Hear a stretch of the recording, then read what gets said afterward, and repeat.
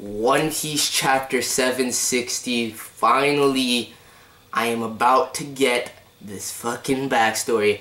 I've been waiting this entire arc, for the most part, to find out about this. We get a little bit at, the end of this chapter, and I hope we go full-blown into it next week and cut away from the fight, because it's necessary at this point. So, before I get into, the parts that I really fucking like about this chapter, I gotta deal with some of the stuff at the beginning. And I actually like this chapter overall as a whole, except for one thing, which I'll get into. So first of all, got the resolution of the Sabo Fujitora thing.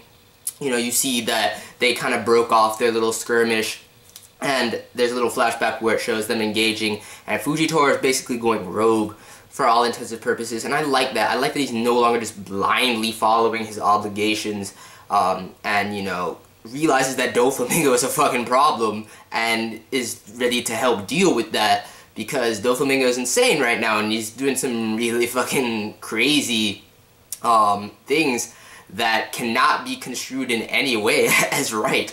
And I like that Fujitora is not just gonna blindly follow his orders or, adhere to Doflamingo's status.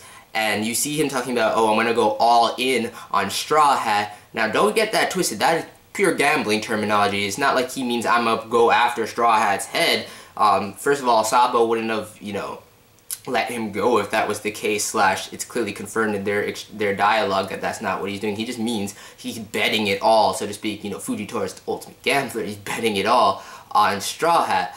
And man knows where to put his money, because no lie, Luffy will not lose, so good looks, Fujitora. And I'm glad that it ended that way, because I knew they wouldn't go completely all out against each other. These are two of the strongest characters in the series, and for them to, go on a full-out fight right here and one of them actually get taken out is not time for that yet. So I'm glad that broke off. And you see when Koala was kind of bitching out Sabo, like, what are you doing? You're supposed to stay at your post, blah, blah, blah, like, and you go up against Fujitora, you trying to drag, the Marines into a war, full-blown war with the Revolutionary Army. And Sabo's just like, I don't give a fuck. My brother was in trouble. And on the one hand, I was like, yes, Sabo, and I fucking love Sabo. Sabo is one of my top characters in the series, but why, if that is your mentality, and we saw when you first returned that you were real sad and broken up about Ace, but if that was your mentality, why did you not just risk it all during,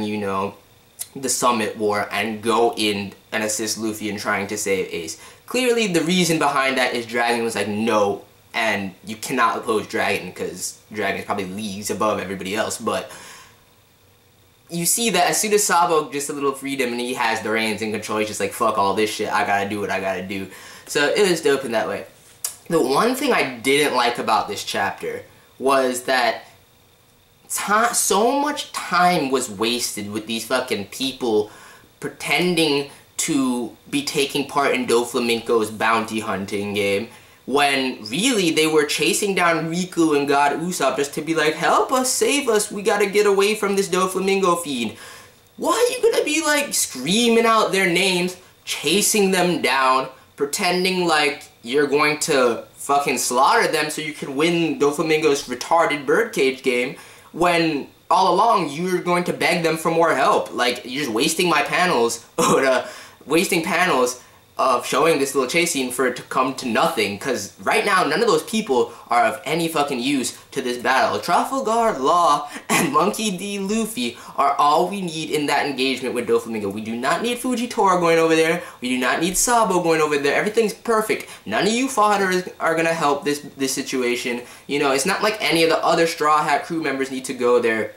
And granted, we're missing like half the crew, but it's not like the ones that are there, like Zora's not gonna go help. Zora's gonna let his captain do his shit. So honestly, I just don't see why they pretended to be taking part in the game and now they're begging for help from Riku and whatnot. And Fujitora comes over there, like none of those people are actually gonna go towards the battlefield right now. So I don't see the point in that, and I don't see why they were pretending to be part of the game. It was retarded. Aside from that, the fight going in, I knew Doflamingo wouldn't be one-shot, and you see Law's just like, yes, just nothing but superficial wounds, we're not gonna get him again with that plan, well, now, you know, the real battle starts here. And one thing I was pissed about, while granted I get to see more of Law's abilities, like you got the radio knife, you got the injection, and everything like that, and it was really cool to see Law use some different abilities from his Opa Opa fruit.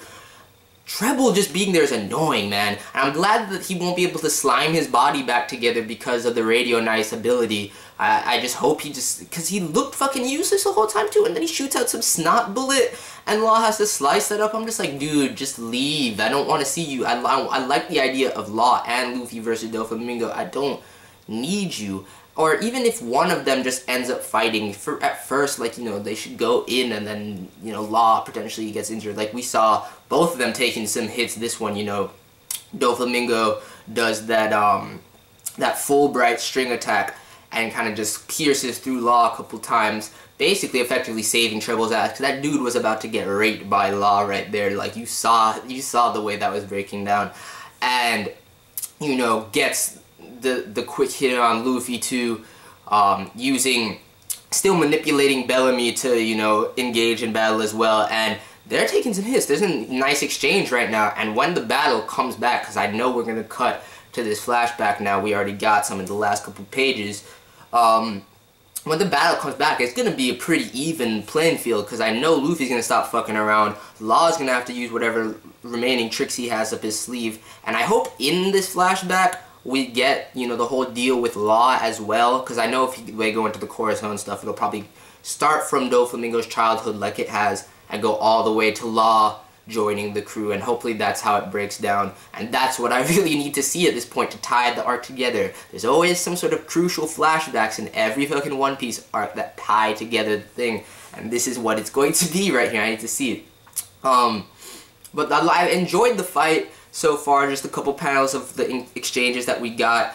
I hope Trebol gets the fuck out of there soon. And just Doflamingo, man.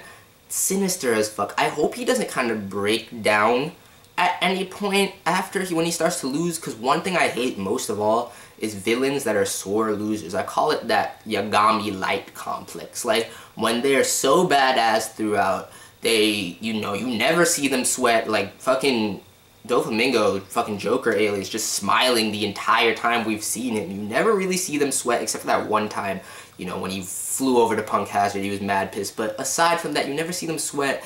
They're just all cool and collected, and then at the end when they lose, they're like, no, how can this be, blah, blah, blah, breaking down, weeping and shit. I hope Doflamingo doesn't go out like that, because even here you see some sort of inklings of that just by the way he's kind of clinging to his status. He was a full-on Tenryubito, man. Like, the way he operated when he was a kid, straight up Celestial Dragon status.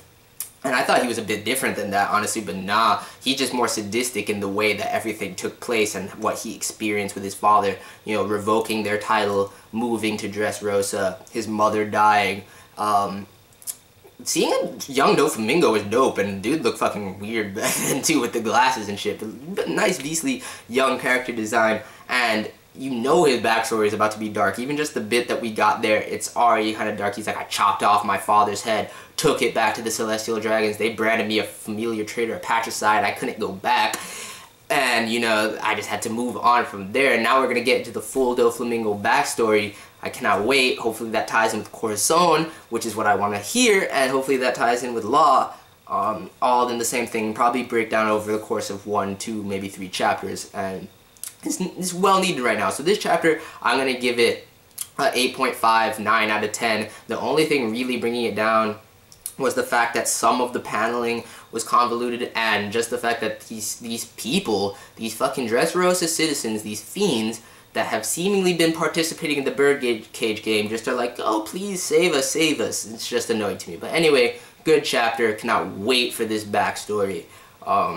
I don't think I missed anything, but, you know, let me know what you guys thought, what you liked, what you didn't like about this chapter. And, you know, if you like my videos, like, subscribe, and all the like. Peace.